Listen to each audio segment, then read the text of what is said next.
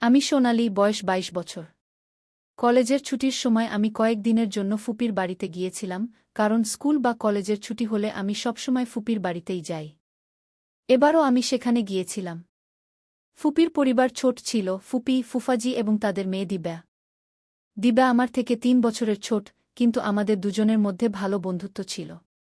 ফুপি খুবই কঠোর মেজাজের ছিলেন, কিন্তু ফুফাজি ছিলেন শালীন, গম্ভীর এবং আকর্ষণীয়, বয়স প্রায় ৪০-এর কাছাকাছি, কিন্তু শরীর এমন যে কেউ দেখলে থমকে যাবে। আমি তাকে সবসময় একটি সম্মানজনক সম্পর্কের চোখে দেখেছি, কিন্তু সেই দিন এমন কিছু ঘটল যা আমার মনের দুনিয়াকে নাড়িয়ে দিল। ফুপি দূরের আত্মীয়ের বিয়েতে গিয়েছিলেন এবং সেখানে ৭ দিন থাকার কথা ছিল। রাত প্রায় ১-১টা বাজে, দিব্যা তার ঘরে ঘুমিয়ে পড়েছে। আমি একা হলের মধ্যে বসে ফোন ঘাঁটছিলাম, এমন সময় ফুফাজির কণ্ঠ শোনা গেল, "সোনালি, এখনো ঘুমোওনি?" আমি মাথা তুলে তাকালাম। তিনি হালকা আলোয় দাঁড়িয়েছিলেন, সাদা কুর্তার উপর তার চওড়া বুকের উঁচু ভাঁজ স্পষ্ট দেখা যাচ্ছিল। গভীর কণ্ঠ যা হৃদয়ে এক ধরনের আলোড়ন তুলে দিল। আমি হঠাৎ করে বললাম, "আমি এখনই ঘুমোতে যাচ্ছিলাম।" তিনি হাসলেন এবং সামনের সোফায় বসলেন। তিনি জিজ্ঞাসা করলেন, "চা খাবে?" রাতে চা খাওয়া একটু অদ্ভুত লাগল, কিন্তু আমি হ্যাঁ বলে দিলাম। তিনি রান্নাঘরে চলে গেলেন, আর আমি তাকে নিঃশব্দে দেখতে লাগলাম। তার লম্বা, সুঠাম চাল, মর্দানাভাবে মনে এক অদ্ভুত গগুদি অনুভূতি হল, যা আমি ঝেড়ে ফেললাম। চা তৈরি হয়ে এলে তিনি কাপটি আমার দিকে বাড়িয়ে দিলেন। তার হাত থেকে উঠে আসা উষ্ণতা আমি অনুভব করলাম। আমি কিছু বলার আগেই তিনি জিজ্ঞাসা করলেন, "এখানে কেমন লাগছে?" আমি বললাম, "ভালো লাগছে। শুধু ফুপি থাকলে আরও ভালো লাগত।" তিনি হালকা হেসে বললেন, "কেন?" "আমার সঙ্গ ভালো লাগছে না।" আমি চুপ করে রইলাম, নজর নিচে নামিয়ে নিলাম। তার প্রশ্নে এক হালকা শরারত ছিল, যা আমি আগে কখনো অনুভব করিনি।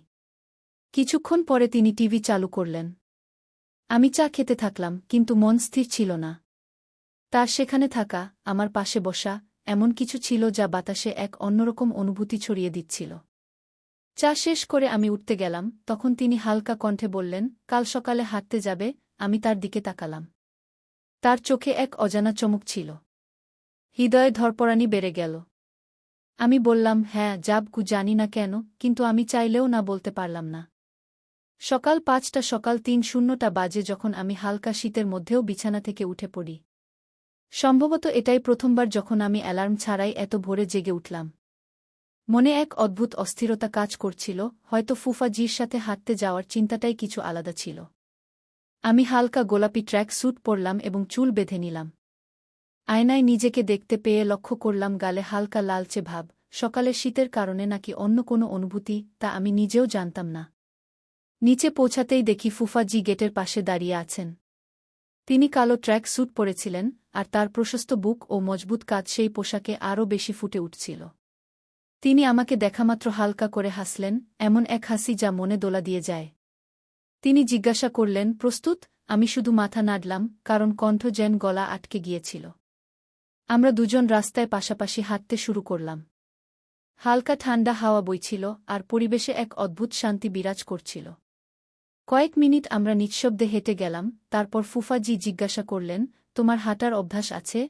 আমি বললাম, "না, মাঝে মাঝে।" তিনি হালকা করে মাথা নাড়লেন এবং তার গতি একটু কমিয়ে দিলেন যাতে আমি তার সাথে তাল মিলিয়ে চলতে পারি। কিছুক্ষণ পরে আমরা হ্রদের পাশের ছোট পার্কে পৌঁছালাম। সেখানে লোকজন যোগ ব্যায়াম ও ব্যায়াম করছিল, কিন্তু আমার দৃষ্টি শুধু ফুফাজির উপর ছিল। তার হাঁটার ভঙ্গি, শ্বাসপ্রশ্বাসের ছন্দ, সবকিছুই এক গভীর আকর্ষণের মতো মনে হচ্ছিল।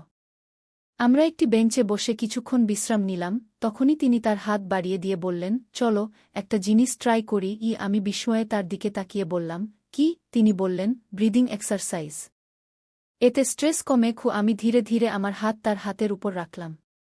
তার আঙুলগুলো আমার তালু স্পর্শ করতেই মনে হল শরীরে এক হালকা শিহরণ ছুটে গেল। তিনি ধীরে ধীরে শ্বাস নেওয়া ও ছাড়ার নির্দেশ দিলেন, আমি তা করতে লাগলাম, কিন্তু মন যেন অন্য কোথাও ছিল।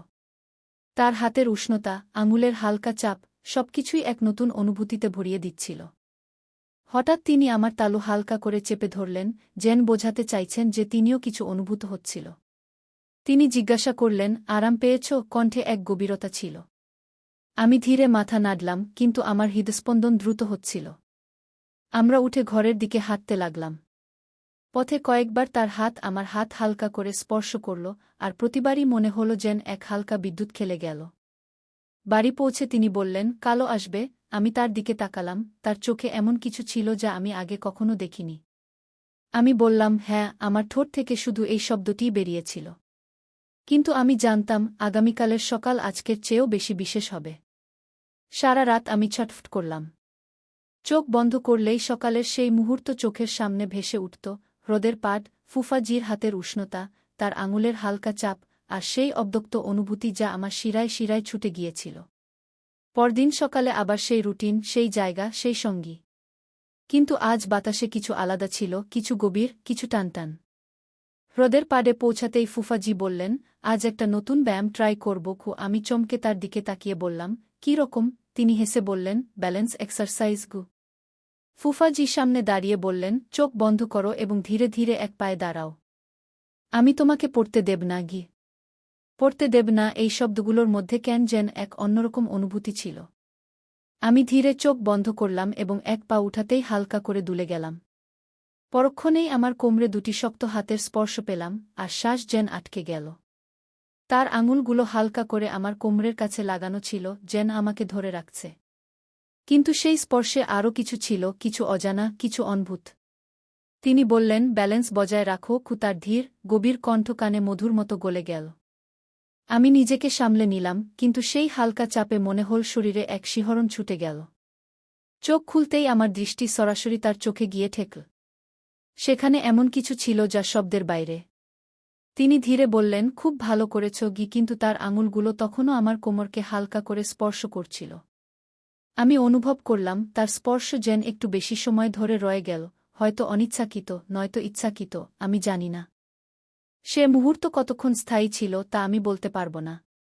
কিন্তু সেই অনুভূতি আমার স্মৃতিতে চিরকালের জন্য গেঁথে গেল। বাড়ি ফেরার পথে আমরা দুজনই নীরব ছিলাম। কিন্তু সেই নীরবতাও যেন কথা বলছিল। সেই রাতে ঘুমোতে গিয়েও ঘুম এল না। চোখ বন্ধ করলেই সেই স্পর্শ, সেই গভীর কণ্ঠ, কোমরে তার আঙুলের স্পর্শ, সবকিছু যেন আত্মায় গেঁথে গেল। সকাল হলে মনে এক অদ্ভুত অস্থিরতা কাজ করছিল। আমি নিজেকে বোঝাতে চেষ্টা করছিলাম যে এগুলো সবই সাধারণ অনুভূতি। কিন্তু হৃদয় যেন অন্য কথা বলছিল। আজও আমরা একসাথে হাঁটতে গেলাম, কিন্তু আজ ফুফাজির মুখে এটি একটি হালকা শরম ছিল। তারা বলল, আজ কিছু নতুন চেষ্টা করব। আমি হালকা সংকোচের সাথে জিজ্ঞাসা করলাম, এখন কি? তারা বলল, ডিপ ব্রিদিং এক্সারসাইজ, কিন্তু এবার একটু কাছ থেকে, খুব কাছ থেকে। হৃদয় জোরে ধড়ফড় করে উঠল। ঝিলের কিনারে সেই একই বেঞ্চ ছিল, সেই একই হাওয়া ছিল, কিন্তু আজ মাহলে কিছু আলাদা ছিল, কিছু বেশি গভীর, কিছু বেশি অনকহা। তারা আমাকে সামনে দাঁড় করাল এবং নিজে আমার পিছনে এসে দাঁড়িয়ে বলল, এখন ধীরে ধীরে শ্বাস নাও, গভীর করে, আর ছেড়ে দাও। আমি ঠিক তাই করলাম, কিন্তু যেই আমি শ্বাস নিলাম, তাদের গরম শ্বাস আমার গলার কাছে অনুভূত হল। তারা বলল, নার্ভাস হজো না, শুধু ফিল করো। তাদের কণ্ঠ খুব কাছাকাছি ছিল, খুব গভীর। তাদের আঙুলগুলি আমার কাঁধে হালকা করে ঠেকল, এবং যেই আমি শ্বাস ছেড়ে দিলাম, তাদের ধরা একটু আরও স্থির হয়ে গেল। তাদের আঙুলের হালকা চাপ, তাদের শ্বাসের গরমাহট, সবকিছু হৃদয়ের ধড়ফড়ানি বেকাবু করে তুলছিল। আমি ভেবেছিলাম তারা কিছু বলবে, কিন্তু তারা শুধু নিঃশব্দে দাঁড়িয়েছিল। তাদের ধরা হালকা ছিল, কিন্তু এতটাও হালকা নয় যে কোনো প্রভাব ফেলবে না। কয়েক সেকেন্ড কেটে গেল, সম্ভবত একটি অনকহা ইকরার সেই শ্বাসের মধ্যে সিমটে গিয়েছিল। আমি চোখ খুললাম এবং ধীরে ধীরে তাদের থেকে দূরে সরে গেলাম। তারা কোনো জবরদস্তি করল না, শুধু হালকা হাসির সাথে বলল, এখন ভালো লাগছে?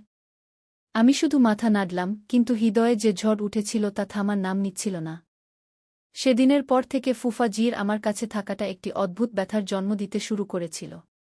তাদের প্রতিটি কথা, প্রতিটি হরকতে আমি কিছু আলাদা অনুভব করতে শুরু করেছিলাম, এমন কিছু যা আগে কখনো অনুভব করিনি। আজও বাড়িতে শুধু আমি আর ফুফাজি ছিলাম। আমি কিচেনে ছিলাম, চা বানাচ্ছিলাম, যখন হঠাৎ পিছন থেকে তাদের কণ্ঠ শোনা গেল, সোনালি, এক কাপ আমার জন্যও বানিয়ে দাও। আমার হাত কাঁপছিল, কিন্তু নিজেকে সামলে নিলাম। আমি বললাম, জি বানাচ্ছি। আমি কাপে চা ঢাললাম এবং যেই পিছনে ফিরলাম, তারা আমার খুব কাছাকাছি দাঁড়িয়েছিল, এত কাছাকাছি যে তাদের শ্বাসের হালকা গরমাহট আমার গাল ছুঁয়ে যাচ্ছিল। আমি একদম থমকে গেলাম। কি হলো? তাদের কণ্ঠ গভীর ছিল, যেন সরাসরি রুহে প্রভাব ফেলছে। আমি বললাম, কিছু না। আমি কাপ তাদের দিকে বাড়িয়ে দিলাম, কিন্তু হাত কাপল চা ছিটকে তাদের হাতে পড়ে গেল। ওহ! আমি ঘাবড়ে গিয়ে তাদের হাত ধরে ফেললাম। তাদের আঙুলের গরমাহট আমার হাতে নেমে এল। আমি দ্রুত পানি নিয়ে তাদের হাতে ঢাললাম, কিন্তু আমাদের দুজনের চোখে চোখ লেগে গেল। একটি দীর্ঘ নিস্তব্ধতা। তাদের চোখে কিছু ছিল, এমন কিছু যা শুধু অনুভব করা যায়, বলা যায় না। আমি ধীরে ধীরে তাদের হাত ছেড়ে দিলাম, কিন্তু তারা এখনও আমার দিকে তাকিয়েছিল। তারা হালকা হাসির সাথে জিজ্ঞাসা করল, এত ঘাবড়ে গেছ কেন? আমি বললাম, না, কিছু না। তারা ধীরে ধীরে আমার নাম নীল, সোনালি উ। শুধু নাম নেওয়াতেই হৃদয়ের ধড়ফটানি বেকাবু হয়ে গেল। আমি চোখ নামিয়ে নিলাম, কিন্তু তাদের চোখের গভীরতা থেকে নিজেকে বাঁচাতে পারলাম না। তারা আরও একটু কাছে এল এবং বলল, কখনো মনে হয়েছে তোমার, কিছু অনুভূতি বলা যায় না, শুধু বেঁচে নেওয়া যায়? আমি ধীরে মাথা নাড়লাম। আমরা গুই। তারা গভীর শ্বাস নিয়ে বলল, সম্ভবত আমরা দুজনেই এমন কিছু অনুভূত করছি। হৃদয় এক পলের জন্য থেমে গেল। আজ প্রথমবার কেউ সেই অনুভূতিগুলোকে শব্দ দিয়েছিল, যা আমি নিজের কাছ থেকেও লুকিয়ে রেখেছিলাম। তাদের সেই শব্দ, সম্ভবত আমরা দুজনেই এমন কিছু অনুভূত করছি, আজও কানে গুঞ্জরিত হচ্ছিল। আমি চোখ নামিয়ে নিয়েছিলাম, কিন্তু হৃদয়ের ভিতরে হাজারো প্রশ্ন উঠছিল। সত্যিই কি আমি কিছু অনুভূত করছিলাম? তারা কি সেটাই অনুভূত করছিলেন? আর যদি হ্যাঁ, তাহলে এর মানে কি ছিল? ঘরে শুধু আমাদের শ্বাসের শব্দ ছিল। কিছুক্ষণ তারা কিছু বলল না, আমিও চুপ ছিলাম, কিন্তু সেই চুপও অনেক কিছু বলছিল। তারা হালকা করে জিজ্ঞাসা করল, তুমি কিছু ভাবছ? আমি ধীরে মাথা নাড়লাম এবং বললাম, আপনি কি ভাবেন? তারা হালকা হাসল, আমার মনে হয় তুমি আমার কাছ থেকে কিছু লুকাচ্ছ। ও আমি তাদের দিকে তাকিয়ে বললাম, যদি লুকিয়ে থাকি, তাহলে আপনি জানতে চাইবেন? তারা পলক না ফেলে বলল, হ্যাঁ। হৃদয়ের ধড়ফটানি বেড়ে গেল। আমি একটি গভীর শ্বাস নিয়ে ধীরে বললাম, কখনো কখনো কিছু অনুভূতি এত জটিল হয়ে যায় যে আমরা নিজেরাই ঠিক করতে পারি না সেগুলো সঠিক না ভুল, কিন্তু তাদের থাকাটা একটি সত্য। তারা আমার দিকে ঝুঁকে বলল, তাহলে এটা কি একটি সত্য? আমি ধীরে মাথা নাড়লাম। তারা কিছুক্ষণ চুপ থেকে বলল, কখনো কখনো আমরা কারো দিকে টেনে চলে যাই, কোনো কারণ ছাড়া, কোনো যুক্তি ছাড়া, শুধু হৃদয় চায় যে তারা কাছে থাকুক, তাদের উপস্থিতি আমাদের শান্তি দিক। এটাই কি ঘটছে? না, আমার কাছে কোনো উত্তর ছিল না। সোনালি, তারা আমার নাম নীল। যদি আমি বলি যে তোমার উপস্থিতিও আমাকে ঠিক তেমনি শান্তি দেয়া, তাহলে তুমি মানবে? আমি তাদের চোখে তাকালাম, সেখানে শুধু গভীরতা ছিল, কোনো প্রশ্ন নয়, কোনো সংকোচ নয়। আজ প্রথমবার মনে হল যে যে অনুভূতিগুলো ভিতরে কোথাও চাপা ছিল, সেগুলো এখন খুলে শ্বাস নিতে শুরু করেছে। আমাদের মধ্যে কোনো শব্দ ছিল না, কিন্তু সম্ভবত শব্দেরও প্রয়োজন ছিল না, কারণ কিছু অনুভূতি শুধু অনুভব করা যায়, বলা যায় না। ইকরার হয়ে গিয়েছিল, কিন্তু এই ভালোবাসা সহজ ছিল না। সেই দিনের পর যখনই আমরা মুখোমুখি হতাম, হৃদয়ের ধড়ফড়ানি বেড়ে যেত, চোখ একে অপরকে খুঁজে বেড়াত, কিন্তু জবান নীরব থাকত। সম্ভবত আমরাও বুঝে গিয়েছিলাম যে এই পথ কোথাও যায় না। আজ ফুপি ফিরে আসছিলেন, অর্থাৎ এখন সেই খোলা আকাশ, সেই বেনাম অনুভূতি সব শেষ হতে চলেছে। সকালে যখন আমি আমার জিনিসপত্র গুছিয়ে নিচ্ছিলাম, তখনই দরজায় হালকা একটা টোকা পড়ল। আমি দরজা খুললাম, ফুফাজি সামনে দাঁড়িয়েছিলেন। তার চোখে সেই একই গভীরতা ছিল, কিন্তু আজ সেখানে ব্যথাও ছিল। তিনি বললেন, যাচ্ছ? আমি হালকা করে মাথা নাড়লাম, হ্যাঁ, এখন যেতেই হবে। কিছুক্ষণের জন্য তিনি নীরব থাকলেন, তারপর বললেন, সম্ভবত আমাদেরই বুঝতে হবে যে কিছু ভালোবাসা পূর্ণ হয় না। হৃদয়ে কিছু ভেঙে যাওয়ার শব্দ শুনলাম। আমি নিজেকে সামলে নিয়ে বললাম, আমাদের ভালোবাসা ভুল ছিল না, কিন্তু এটাকে পূর্ণ করা যায় না। তিনি ধীরে ধীরে আমার হাত ধরলেন, শেষবারের মতো। যদি কখনো আমার কথা মনে পড়ে, তবে শুধু এটাই মনে রেখো, আমিও তোমাকে কখনো ভুলতে পারব না। শ্বাস যেন থেমে গেল, হৃদয় চাইল সময় যেন এখানেই থেমে যায়। কিন্তু কিছু সম্পর্কের তহরির আগে থেকেই লেখা থাকে। আমি ধীরে ধীরে আমার হাত টেনে নিলাম, চোখে জল ছিল, কিন্তু তাকে গড়াতে দিলাম না। পিছনে ফিরে তাকালাম, তিনি সেখানেই দাঁড়িয়েছিলেন, কিছু না বলে শুধু আমাকে যেতে দেখছিলেন। দরজা বন্ধ হয়ে গেল, কিন্তু হৃদয়ের একটি অংশ সেখানেই থেকে গেল চিরতরে। আমাদের সুর অসম্পূর্ণ থেকে গেল, কিন্তু তার সুর আমাদের হৃদয়ে চিরকাল বাজবে।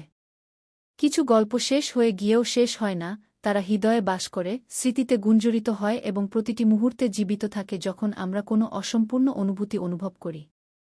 সোনালি এবং ফুফা জির এই কাহিনীও তেমনি ছিল, একটি ভালোবাসা যা সব সীমা পার করতে পারত, কিন্তু বাস্তবতার শৃঙ্খলে বন্দী হয়ে গেল। কখনো কখনো কাউকে ভেঙে চাওয়াই যথেষ্ট, তাকে পাওয়া জরুরি নয়। যদি আপনি এই গল্পটি পছন্দ করেন তবে লাইক করুন, কমেন্ট করুন এবং চ্যানেলটি সাবস্ক্রাইব করতে ভুলবেন না। এমনি হৃদয় ছুঁয়ে যাওয়া গল্পের জন্য আমাদের সাথে থাকুন। আমি আপনাকে পরের গল্পে আবার দেখা করব।